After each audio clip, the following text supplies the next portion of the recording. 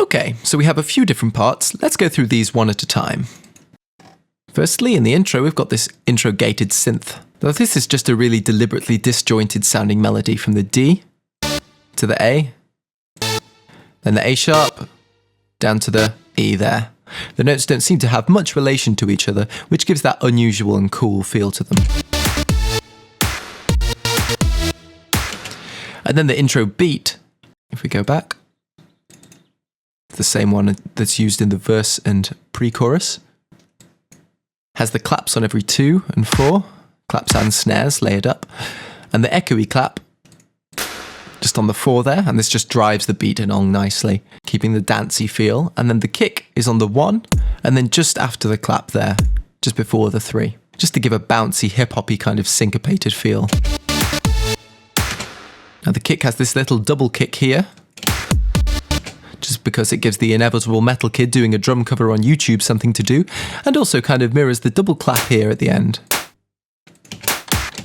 Then we've got the intro vocal harmony, if we take a look at that in song mode. All the way down the bottom. The Take Me. And this is just a minor third harmony here with the D and the F. Making a minor and emotional vocal harmony over the weird melody works really well in creating that cool, dark pop vibe. Okay, so let's move on to the verse bass specifically. This is just the same thing looped. Take a listen. It's just the simple riff playing off the D root note, and also you'll notice every time the kick drum hits, the bass will play a note. This is a good convention to follow when making a strong and catchy bass riff. It just goes up to the G, the A sharp and the A, playing off that semitone difference between the A sharp and the A again, which is a little reference to that intro gated pad riff. In the same vein, if we take a look at the pitch bent synth, the 2 notes being hit that are just long enough to bring it up to the recognizable pitch are those on the semitone notes A sharp and A. This is a kind of theme throughout the song. I've said it before and I'll say it again. Semitones are dark and powerful, and I love them like a child. A child that actually does what you say and works hard and shuts up and takes care of themselves when you're having a rest after a hard day, so you don't have to go to court and waste money on some decent lawyers to avoid battery charges and negligence. Then we've got the vocals. If we go to song mode, again, and take a look at the vocals here.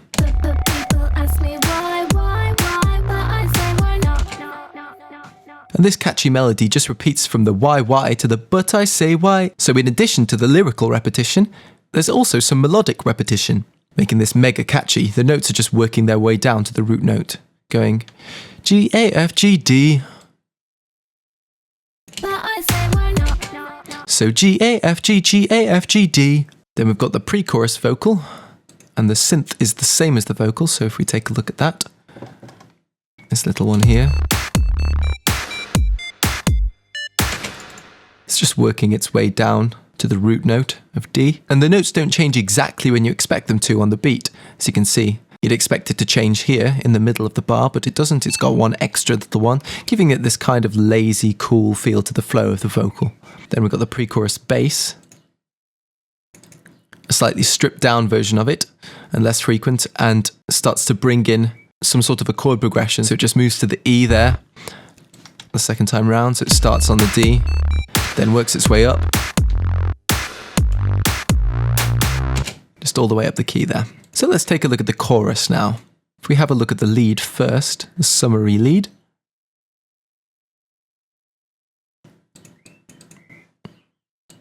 Here we are. Now this chorus lead follows the rhythm and melody the bass has been establishing just to keep it catchy. Exactly the same as the bass up until this point here. And if we scroll up, we can see it's got these little extra notes at the top, really making use of that portamento. So it jumps to the A and then to the C, making it feel progressively more like it wants to resolve, and then when you expect it to hit that note, the chorus either ends or loops around. Then the bass, in contrast to the repeated lead riff, changes the chord progression of the song, still following the kick drum rhythm from the verse to give a nice kind of shuffle. And it goes from the G, take a look.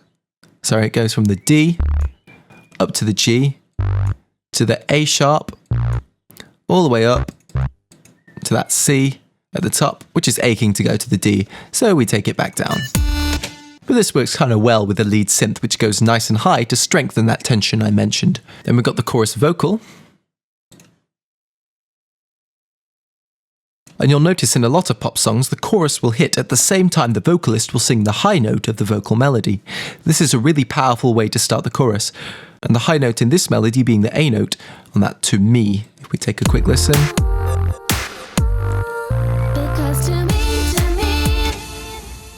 It's the highest note hit in that melody.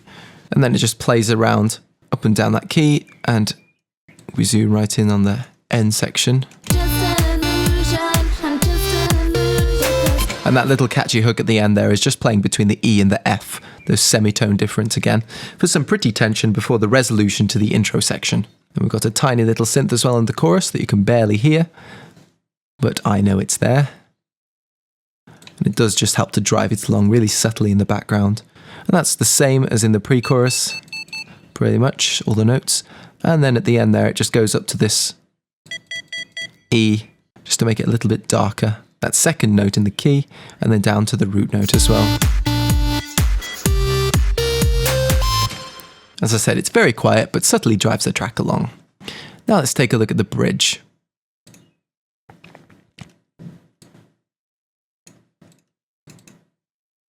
That bridge pad, we're using long notes here that go D to the pretty third, F, down to the A sharp in an unexpected turn of events that's pretty powerful. And then to keep up the tension going to the A, but up an octave so it feels brighter and not too dark and gloomy. And then that ARP on top of it, which I've put in the song mode. This one here just starts on the D note and then walks from the A all the way down to the D, skipping on that second note so the prettiness is maintained without the ARP sounding too minor and dark. And this in conjunction with the pad makes a really powerful and emotional sound, since it's acting as a kind of pedal, a reference point for the root note of the track, which really enforces the tension caused by those root notes.